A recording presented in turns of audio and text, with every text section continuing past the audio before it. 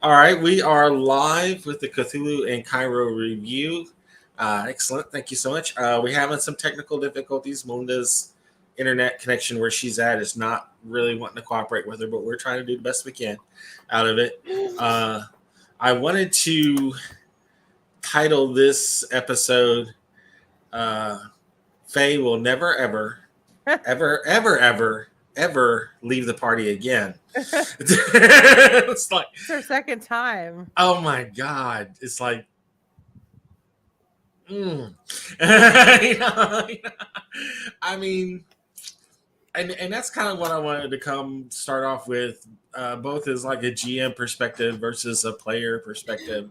I know Amanda, you don't have a lot of GM perspective, so I'll riff off you and Melinda for like the player's perspective. But yeah, there seems to be an element a lot of times in RPGs because it's yeah, yeah. Never, ever, ever leave the group again, Melinda. Uh, so yeah, there seems to be an element in the At least not game. by herself. Exactly. Just don't ever go off on your own.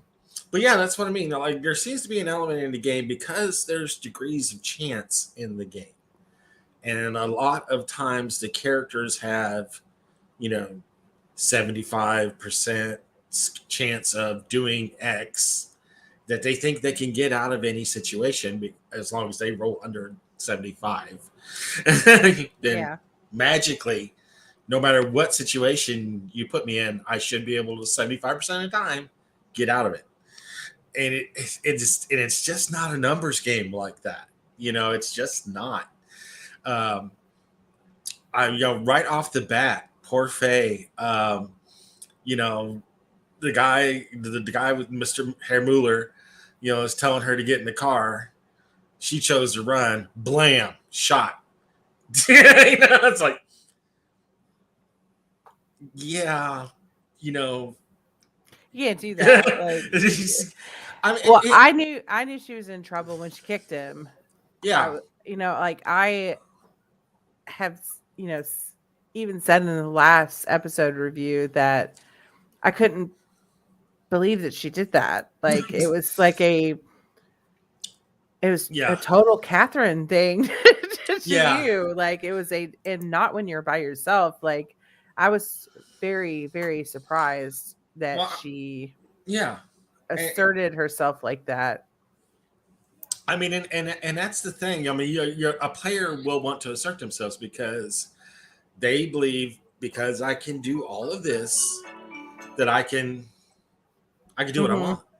Right. No matter what you throw me, and that is kind of a problem that a GM will have, especially when they're trying to put them in a situation like a submissive sort of situation, like I'm trying to capture all of you to get you to another plot point, but you're going to fight against the captors to the last breath. Where these Right. guys, they just want to tie you up and get you to point B, and then you can do whatever, Right. you know. And and the players are like, "Oh no, we're fighting to the last man right now, right here."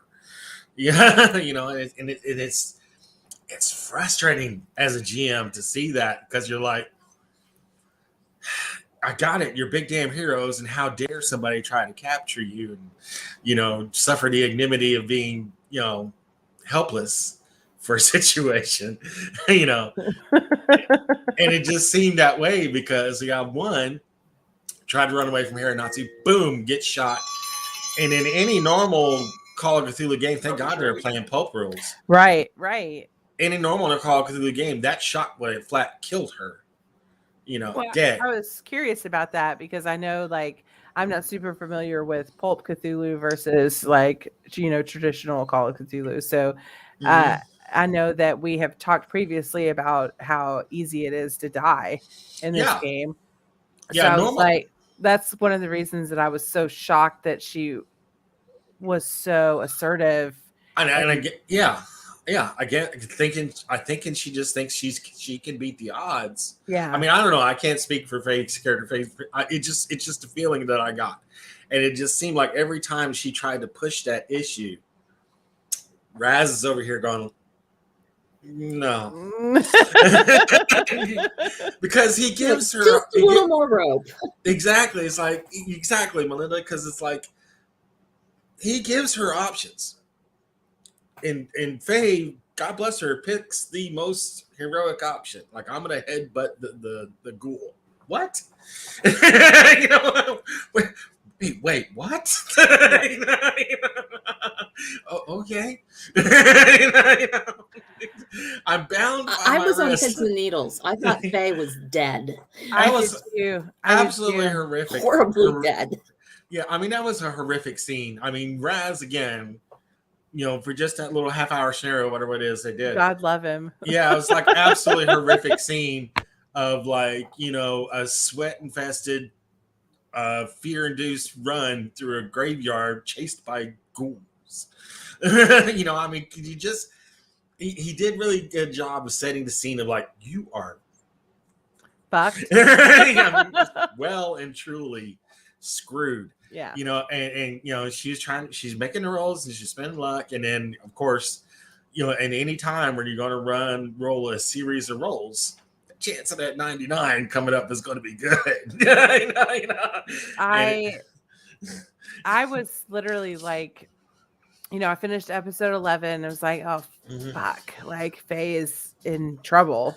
Yeah. And then, listening to 12, and it's a short episode. It's only 30 minutes, but it's only Faye and pure terror. Raz. Yeah.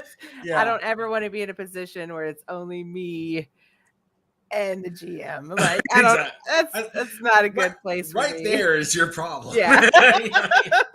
I've already put myself in a bad place. Really, really bad situation. Yeah. He's got the whole world. You got you. Yeah. I was worried about her. I thought that I didn't. And actually, Raz did a really good thing at the end of it. Because, I mean, one, it was a merciful GM moment. Two, it is a legit game thing that you can do in the game. Like, make a bargain with the player. And it is. It's literally a deal with the devil. He's like, You're dead. Well, she lost a lot. She lost a lot. Yeah. He's like, I've got you. You're dead. You literally got to make a deal with the devil. In this case, Raz. It's like, I'm going to take this, but you will walk away from this. But you'll never have this again. Usually, like in a pulp game, like you can spend like 30 luck and basically cheat death, walk out of any situation. Kind of like that. It looks like you're dead, but you come back the next scene and everybody's like, how did they make it? You don't have to explain it. You just did. It's like a big damn hero kind of a moment, and it is. It's literally a deal with the GM. Like, I'm going to give you this. Let me walk. And this is going to completely, come and bite her in the butt because like her luck is never going to be above this much. I never really had like a understanding of luck and how it operates. Like they mention it a lot, but it seems to refill pretty easily because they use it pretty regularly. Yeah and no. Because they're still kind of early in the game. They haven't had a lot of characters have spent luck, but a lot of the characters haven't spent a lot of luck up to this point. Luck is basically you set on a pool of luck. And it used to be in the old rules the luck mechanic. Basically, you just try to roll under it and keep from falling onto banana peel. That was basically what the luck roll was. It's like the GM's waiting for somebody to step in the shit and needs that luck roll to fail. Say, okay, it happens. The heavy thing falls on you. That's basically what the luck roll used to be. But in 7th edition and in the pulp rolls, like you can spend it for a 1-to-1. Like if you fail your skill roll by like 5 points, you can spend 5 luck and say I made the roll. But again, it's diminishing returns because you can literally run out of luck. If you keep spending and spending. At the end of every session, you're supposed to roll 1d10, and that's how many luck you get back. Which is great if you didn't spend any luck at all or hardly any, because you can roll a d10 and get more than what you started with. But he's got to deal with her now. Like she can never have more than like, full. She she she never never fill have back more than, up. she will never get back to even to what she maxed at, to where somebody, you know, who has some really lucky rolls can end up being walking around with 99 or 100 luck, you know, in the game, because they never spend it, but they keep accumulating it at the end of every game.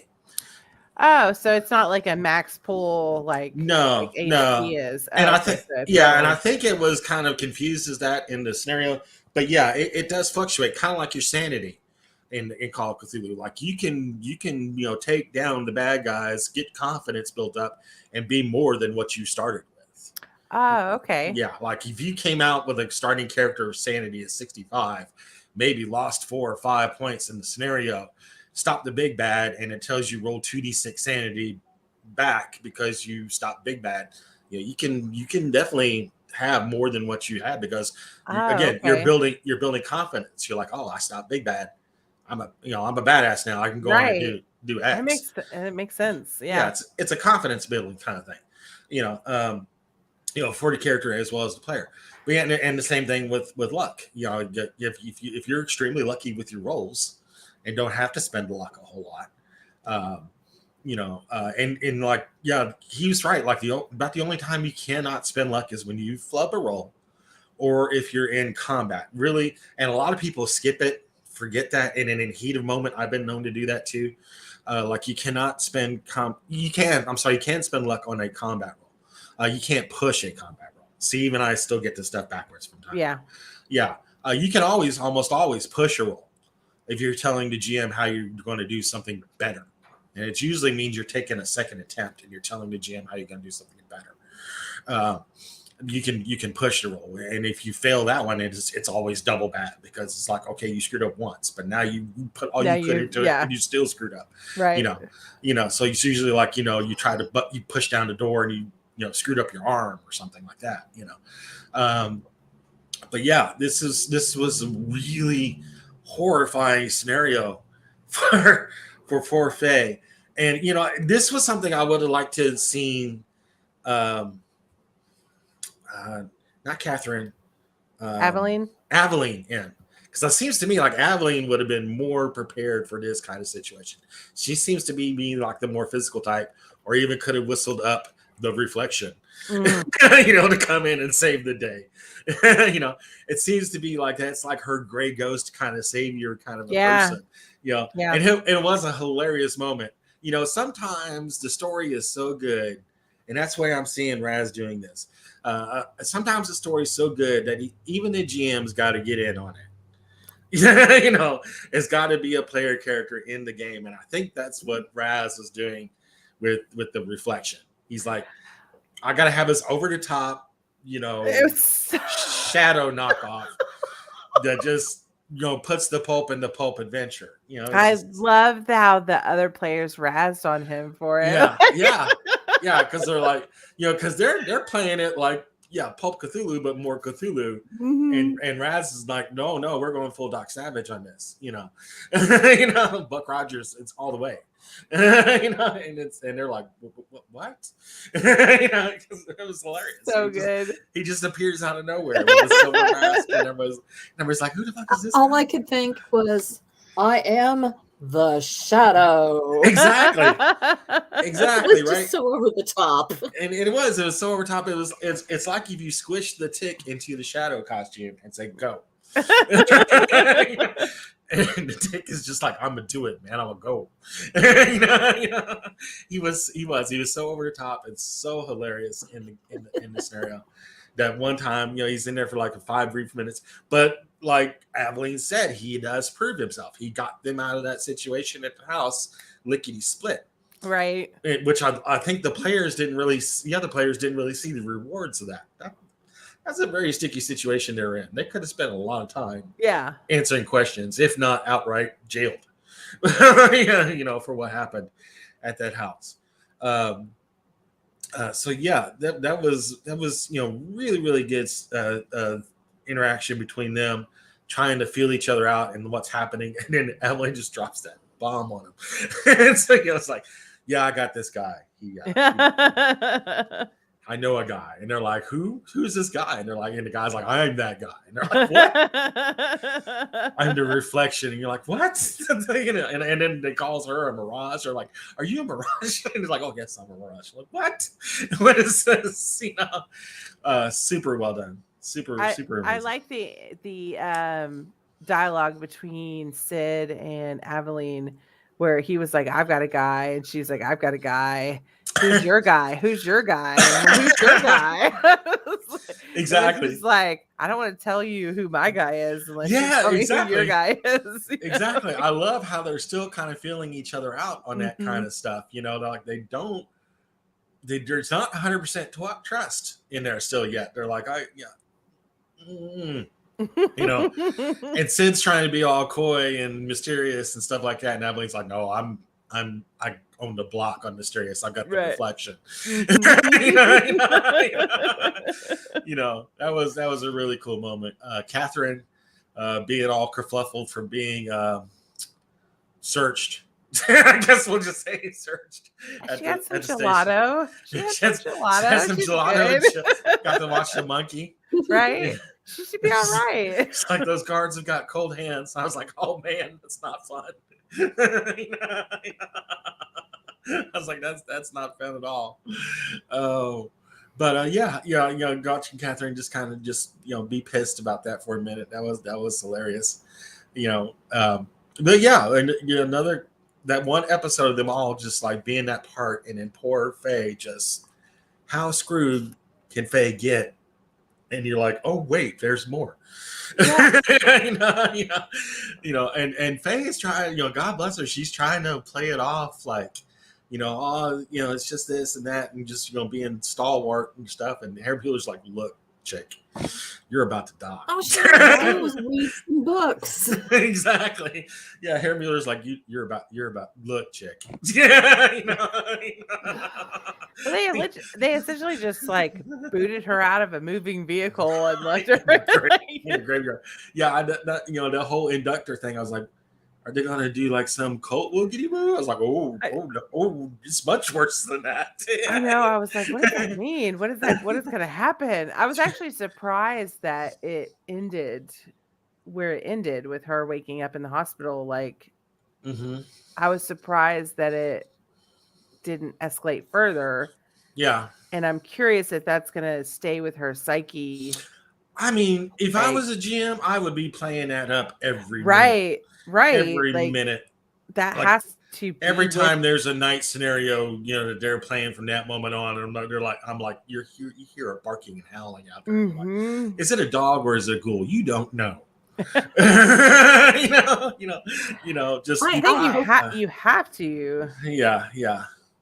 I really hope they do. Yeah. I mean, I would. Again, she already made that deal with the devil with Raz. Again, it was a supreme moment. I guess Raz is like, look, girl, I got you. It's either roll up another character or do this. And so well done, And I haven't watched the rest of the episodes yet, so I get to see if that lesson has been learned. But we shall see. I have a feeling it did. I mean, because by God, if that ever happened to me, I'd be like, no, I ain't going without like 5 other guys. Where's my reflection? I'm gonna get the reflection. Again, Aveline needed to be there in that moment. But yeah, super well done. Like, again, all these people, they've got fantastic resources, and with the Theosophical Society, their occult groups and stuff like that. To pull from, to use in this game.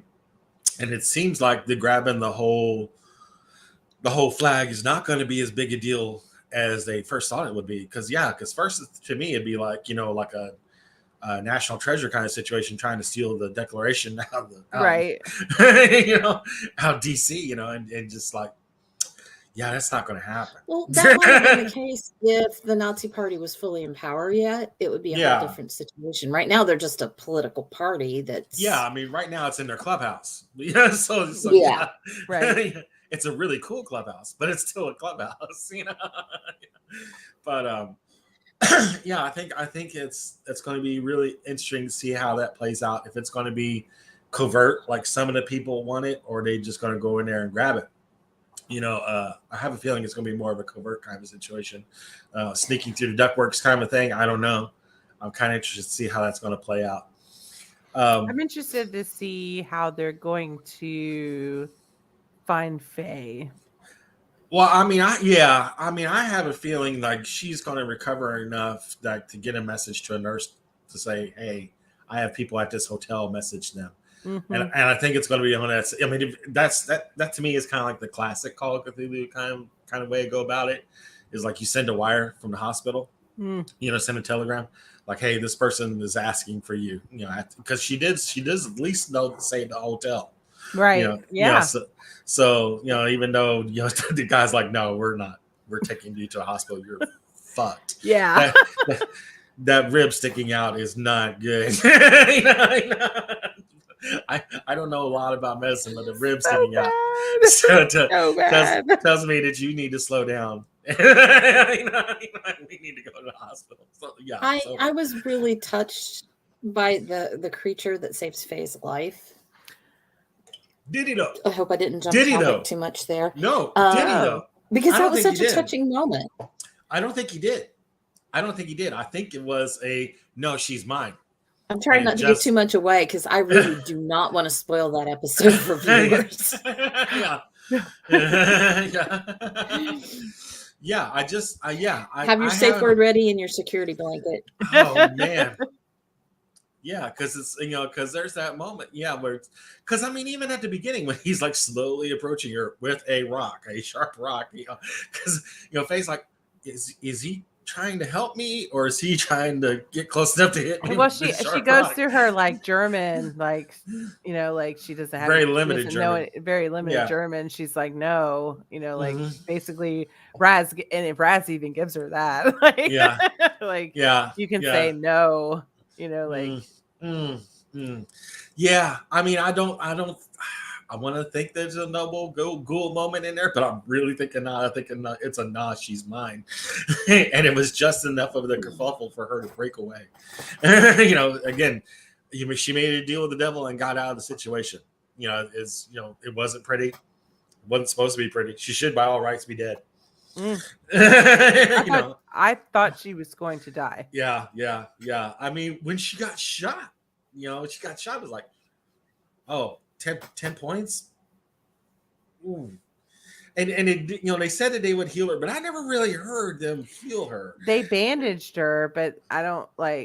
I don't remember any first aid rules. I don't recall any I didn't hear any hit points coming back. Right. Matter of fact, she lost like 3 in the car, so she had lost 13. So and Poke Cthulhu rules, you end up with normally you'd double the hit points you would normally have with the Call of Cthulhu character. So if you have a 12 or 13 hit point character, you'd have a 25 or 26 hit point character in Pulp, which is she's still in a bad way, even for Pulp. And then she got pummeled by the ghouls. She was probably clinging to life with 1 or 2 hit points at the end of that encounter in the graveyard. Probably what got her to where she was making deals with her DM. Exactly. It was just perfect. I mean, really well done, Raz. I mean, just amazing. I got you moment. What? Just good thing. Sucking wet chest wound is always a way to tell the player to slow down. He's like, and God bless her. She's trying the best. She can't do everything, but I think, and again, I don't want to say, talk about the experience of the player or even the player at that time because this happened some time ago. I think she's gone into that scenario of this is the number I need to make. I'll get out of it. Not always so. not always peasy. So. Exactly. All I got to do is roll under a 17 on a 20. I'm fine. I can do anything. Yeah. No. She did well, but I think it also had to play the number of times she had to do that role. The chase. She rolled what 3 or 4 times? She rolled 6 times. Did she roll 6 times? At least 6 I know times. she rolled at least 3 times, and I think I remember 4. I think might have been when she hit the 99. I'm thinking it's more like 5 or 6, but yeah, she rolled a lot. And any GM will tell you if you're rolling that many times, you're gonna fail. Yeah, you're screwed. I mean, your odds are just astronomical. Yeah, you better have a lot of luck. And then even then, she still had rolled a 99, which again you can't roll out of. She did great until that last roll. Right. She was doing good. She was like, and Raz was teasing her. You see the lights, there's some lights way off in the distance. Bastard. Just almost right, there. You're almost there. And then she falls and rolls. 99. It's a horrible, absolutely horrible situation she's in. So yeah, I mean that's what I think happened in that episode. I don't want to say for sure, but if listening to it, I'm like, she fell into the player trap. I can roll myself out of any situation. Mm-hmm. And sometimes you can't. Sometimes you need to just see where this goes. So yeah. Any other comments or anything? Any thoughts about like that? I loved how masterfully Raz used the dice rolls in Phase Escape from the Cemetery to build tension. I mean, she was having to subtract 5 from that Constitution roll every roll. Yeah, he's doing basically doing great. Yeah, he's doing like a modification of the chase scene in Call of Cthulhu, which honestly, it's not verbatim for the rules, but it was really good. It's a dramatic element. Like, I'm gonna take 5 away from you because you're running in the dark and you're scared. You're running flat out. So your hands are tied behind you. Your hands are tied behind your back. I'm gonna make this harder than it normally would be, which works. She's getting tired. She's getting hurted. The ghouls know what they're doing. They're like, we got this whole huge graveyard. Just get you where you want. And she might get a few breaks in and out in between them, but she's still being hurted.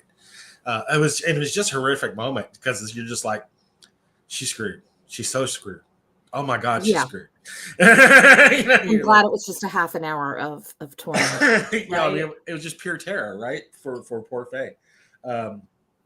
Just oof. But yeah, it was a really good ramp up moment and use of the chase scene, and even made it grimmer by adding that -5 element, because it's like it's bad enough that you got to run away from these guys, but I'm making it harder for you because you're still tied and you're running flat out. You're going to get tired. The ghouls are not going to get tired. So yeah, absolutely perfect use of the Call of Cthulhu rules from chasing. Amanda, any questions or comments? No, I think this was the hardest episode for me to not go on to the next episode. That I know I messaged you, the group, and was like, can we just go on? And I couldn't.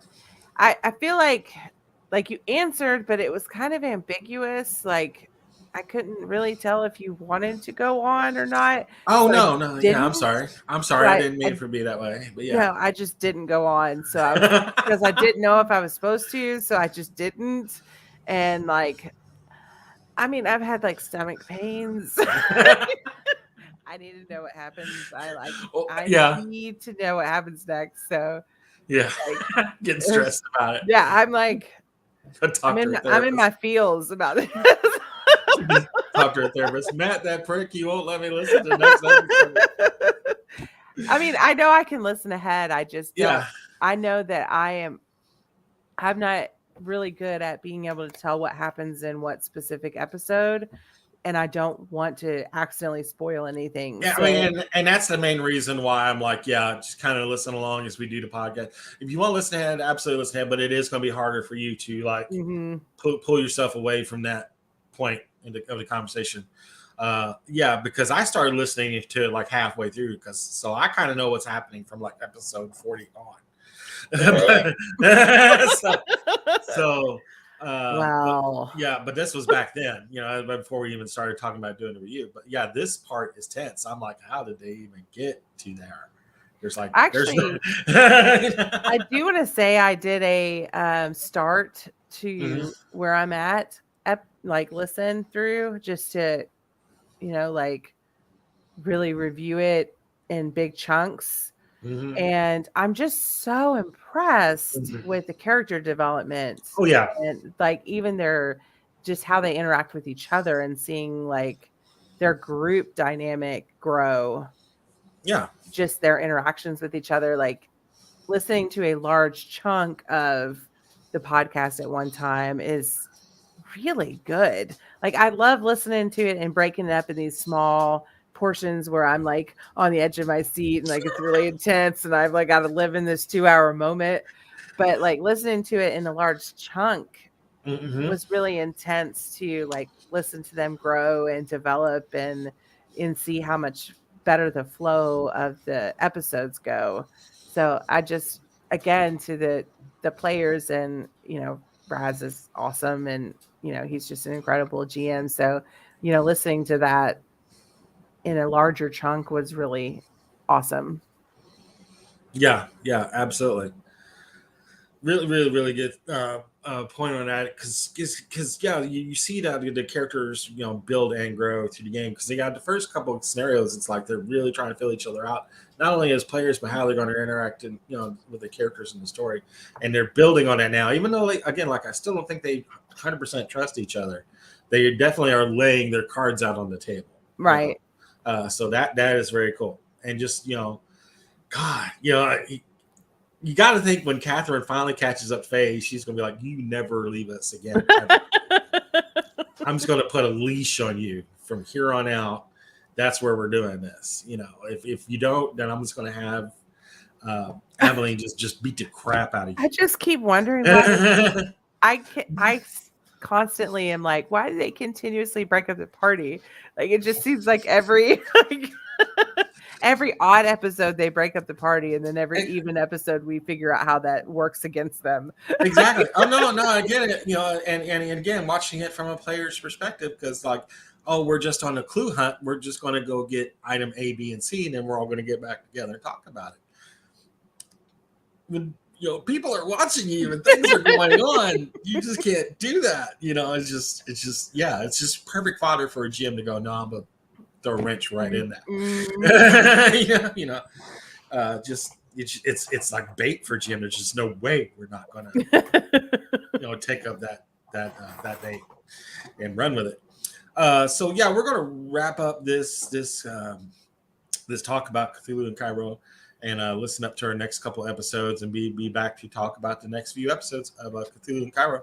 But thank you guys for listening. Melinda, thank you for jumping in on again. I know your internet is not working out so well. But thank you for getting in here and making the effort to be part of the conversation. Amanda, so happy for you and what you're about to do with the group as well. Can't really talk about it yet, but super excited for you. But yeah, thank you guys so much for watching. Absolutely. Thanks, guys. Thank you. I love you, Melinda. Bye.